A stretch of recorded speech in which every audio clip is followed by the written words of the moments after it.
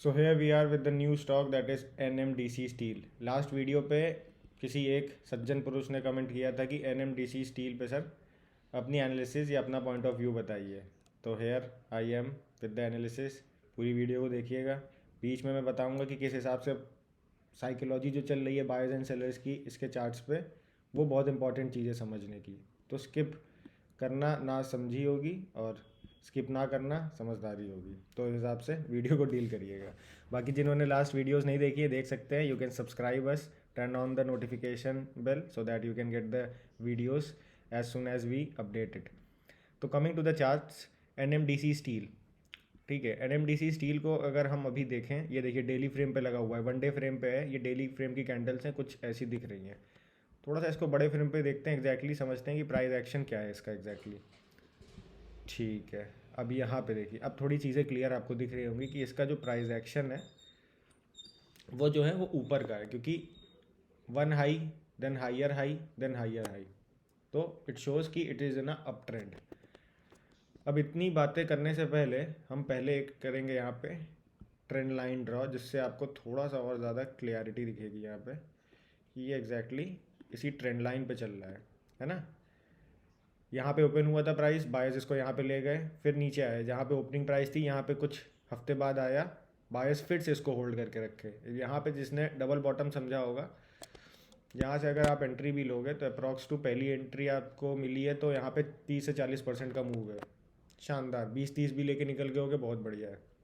उसके बाद जो सब्र रखे, जिन्होंने थोड़ा सा रिस्क और लिया, कह रहे कि नहीं और ऊपर जाएगा, तो फिर वो ऊपर गया है 75% के अप्रॉक्स। और अगर 60 भी लेके निकल गए हो तो भी शानदार है भाई। इससे ज़्यादा और क्या चाहिए मार्केट में। 60% आपका कैपिटल बढ़ गया है, सच में बढ़ गया है। ठीक है, तो उसके बाद अब देखो यहाँ पे चला गया, अब यहाँ पे फाड़ते हुए तो चला नहीं जाएगा मार्केट। आया, थोड़ा कूल डाउन हुआ, कूल डाउन होके ये इसको लेके आया सेलर्स कि भाई आओ ट्रेंड लाइन पे थोड़ा सा बैठते हैं। ट्रेंड लाइन पे बैठे, फिर अपॉर्चुनिटी क्रिएट हुई यहाँ पे। ये देखो यहाँ पे जैसे ही दिन का हाई ब्रेक हुआ, मतलब वीक का हाई ब्रेक हुआ, अगले वीक से अगर हम यहाँ पे एंट्री ले, पहली एंट्री में मिली 16% की, दूसरा फिर से सब्र करके जो बैठे रहे 60%। मैं कह रहा हूँ 50 भी लेके निकल जाओ, 30 भी लेके निकल जाओ, 40 भी लेके निकल जाओ, निकल तो गए ना लेके, खाली हाथ नहीं जाओगे। ठीक है, अब यहाँ पे फाड़ता हुआ तो चला नहीं जाएगा, फिर से एक रिट्रेसमेंट दे रहा है। बट अब यहाँ पे आप देखोगे एक चीज़ कि यहाँ पे एक लाइन ड्रॉ कर ली जाए तो थोड़ा सा और चीज़ें सिंपल दिखेंगी। जितनी सिंपल उतनी सटीक।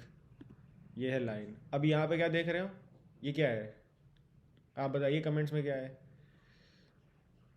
पहले मैं बताता हूँ, ये है सपोर्ट एंड रेजिस्टेंस। पहले ये रेजिस्टेंस था, यहाँ पे देख रहे हैं बायर्स इसको लेके गए इसी पॉइंट पे 60 के अप्रॉक्स। यहाँ पे ये रेजिस्टेंस बना, प्राइस को नीचे ले आए, सबको घसीट दिया नीचे, सबके स्टॉप लॉस हंट कर दिए, फिर एक मूवमेंट दिया।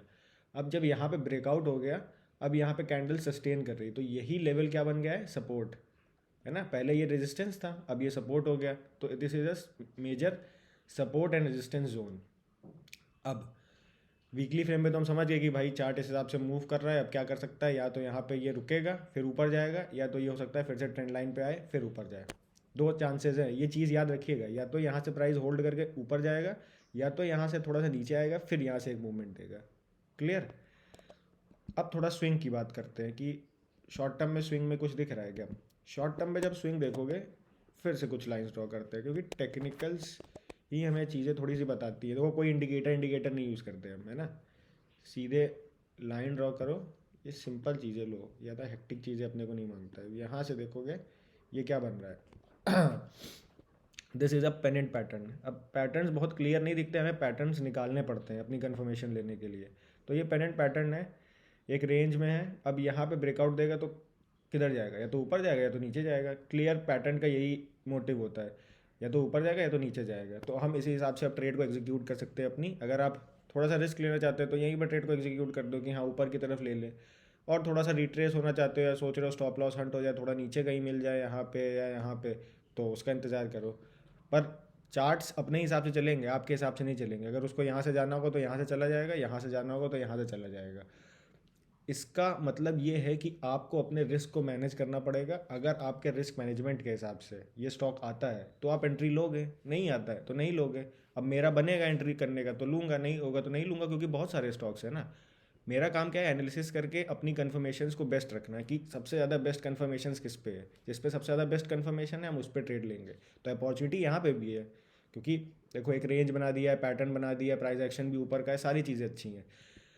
अब यहाँ पे ट्रेडर को एनालाइज करना पड़ेगा अपने हिसाब से कि आप क्या चाहते हो, आप कहाँ पे लेना चाहते हो, कहाँ पे बेचना चाहते हो, अपना एक टारगेट रखना है, अपना स्टॉप लॉस रखना है, and you can go for the trade.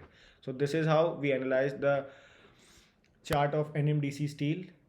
1 week पे भी हमने देखा, 1 डे पे भी देखा, बाकी आप जाके फाइनेंशियल्स चेक कर सकते हो, बाकी और भी चीज़ें देख सकते हो। तो आई होप ये वीडियो के थ्रू आपको काफ़ी चीज़ें समझ में आई होंगी। तो ऐसे ही कल परसों जो वीडियोज़ आएंगी उनको देखने के लिए you can subscribe the channel, you can turn on the bell icon to get notified about the next video, and share करिएगा और अपना कमेंट करिएगा कि आप कौन सा स्टॉक चाहते हो नेक्स्ट बार जिस पे मैं वीडियो बनाऊँ। Thank you.